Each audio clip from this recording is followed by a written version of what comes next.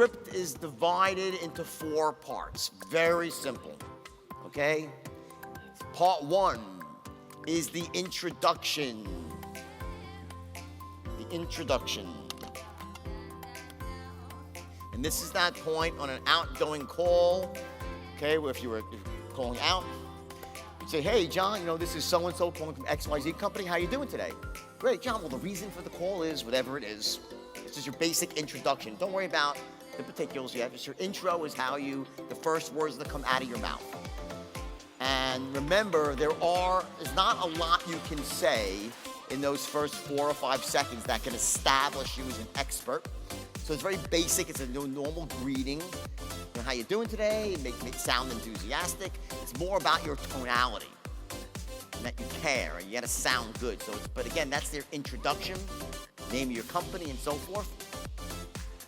The second step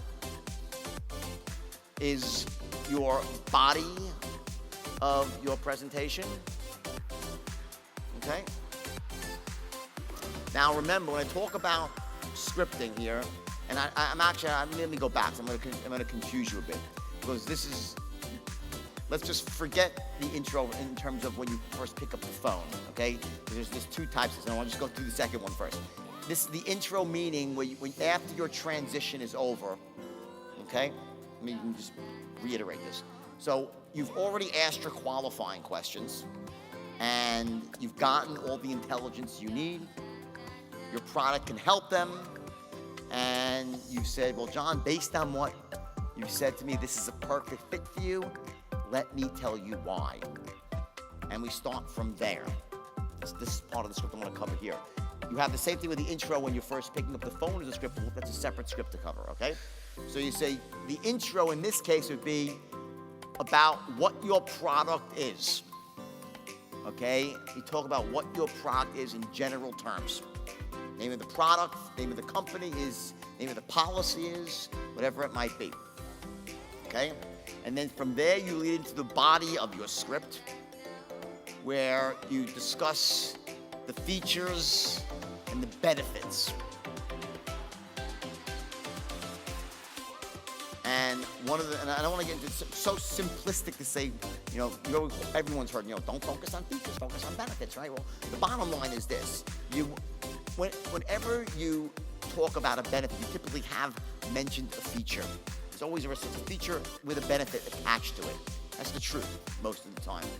But in the highest level of selling, the most powerful case you can make is not feature-benefit case. It's through other ways of patent storytelling and metaphors and comparisons. So I just want to be aware but the body of your script, you're going to have a certain amount of it dedicated to features and benefits, so you're making your logical case. And as part of that body of your script, you're going to also focus on making the beginnings of an emotional case. So the first part's logical, and you also want to tail off with emotion. Step 3, you then would have what's called the close. So every script ends with you asking for the order in no uncertain terms. At a certain point in time, you have to say, John or Jill, this is what you should be doing. This is what most of my customers are doing right now. This is what I recommend. And you say, do this. You actually ask for the order. Okay? And then after you ask for the order, and they either say yes or no, or let me think about it, right? For the people who want to think about it, then you be engaging what's called looping patterns. And looping patterns are the mechanism that we use to take an objection and turn it into a close.